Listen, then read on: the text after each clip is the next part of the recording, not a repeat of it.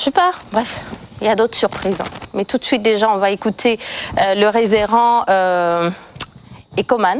Oui, il va nous parler, il va nous inviter à arrêter de pratiquer la corruption. Oui, il nous explique pourquoi au micro de Joseph Minyamda, Djibi Karata. Bienvenue à tous.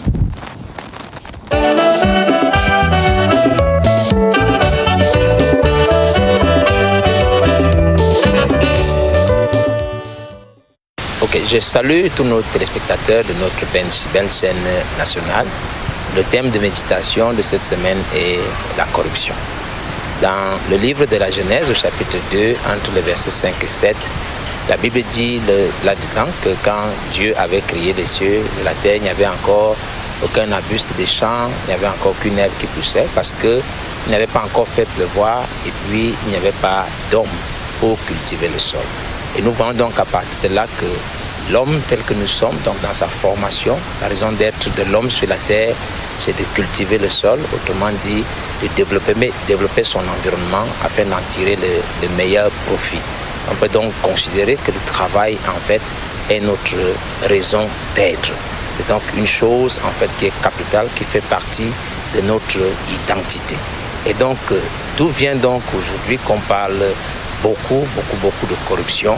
Eh bien, c'est parce que, je vais vous prendre un exemple, si vous sortez dans la rue aujourd'hui, vous allez en ville, vous posez la question à presque tout le monde en disant « Mais pourquoi est-ce que vous travaillez ?»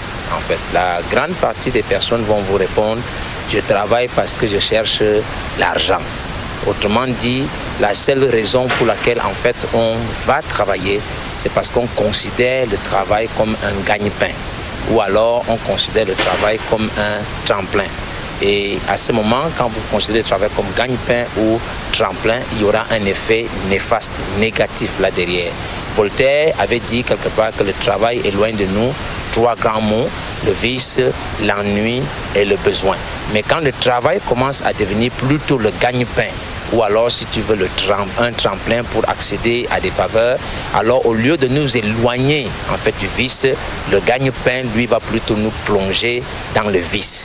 Et c'est ce vice-là en fait qui est la corruption. Corruption à la fois de notre âme, corruption à la fois de l'esprit et aussi du corps. Et nous avons donc des dégâts, c'est un chaos dans lequel nous allons plonger. Et donc vous voyez aujourd'hui à cause de la corruption, donc de ce désir d'aller vers le gagne-pain, vous allez vous retrouver dans un marché. Il y a une femme, elle, au lieu de satisfaire peut-être des besoins de famine ou de soif des gens, elle serait presque sur le point d'empoisonner les gens juste parce qu'elle veut tirer un bénéfice. À cause de la corruption, quand vous allez dans les hôpitaux et tout, infirmiers et médecins, on peut dire qu'à ce moment-là, le remède en fait devient même pire que le mal qu'on veut soigner. Parce que les maladies en fait dont on veut débarrasser les gens, les médecins et les infirmiers à cause de la corruption deviennent pires même que les maladies qu'ils veulent soigner. Si vous allez aussi que vous voyez les policiers ou les magistrats, à cause de cette corruption-là, en fait, on ne sait plus lequel est le plus dangereux entre les criminels ou les gens qu'on va voir. Et même sur le plan spirituel ou religieux, à cause de la corruption, les ténèbres spirituelles dont les pasteurs ou les conducteurs sont censés débarrasser les gens, ils deviennent même parfois pires que ces ténèbres-là. À cause de la corruption, les efforts en fait des milliers d'hommes et de femmes à travers le monde, pays qui se battent à développer leur société ne sont réellement plus pris à leur juste mesure. Tout cela à cause de ce fléau, de ce mal-là qu'on appelle la corruption.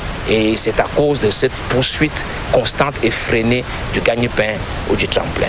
Mais au commencement, en fait, il n'en était pas ainsi. Au commencement, la pensée première, c'était vraiment de développer une vocation pour se mettre au service des autres. Et c'est cela mon conseil et mon exhortation aujourd'hui, c'est que nous reconsidérions le travail en fait comme une vocation à servir les gens.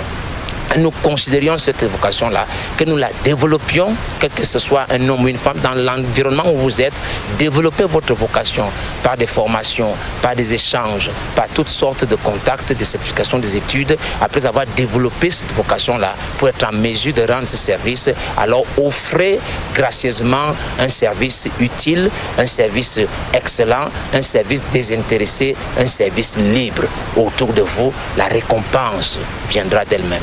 exactement comme vous voyez le soleil qui offre gracieusement de sa lumière, comme vous voyez le manguier peut-être qui est derrière nous, qui n'a pas besoin de réfléchir, en fait qui offre de son fruit sans rien attendre en retour. Quand vous allez le faire, alors en fait toute l'économie du ciel et de la terre va se mettre en avant pour vous satisfaire. En réalité, quand vous donnez de vous-même, vous mettez au service des gens, le pain va venir, la promotion va venir, quel que soit ce à quoi vous aspirez, vos besoins seront satisfaits. Parce que la Bible dit, jette ton pain sur la face des eaux et avec le temps, tu le retrouveras. Que cela soit pour nous quelque chose qui marque nos cœurs et qui engage nos actions à partir d'aujourd'hui. Et donc sur ce, je m'en vais souhaiter donc une très joyeuse réjouissance à tous les travailleurs et que la grâce de Dieu nous accompagne. Merci, très bonne semaine à tous.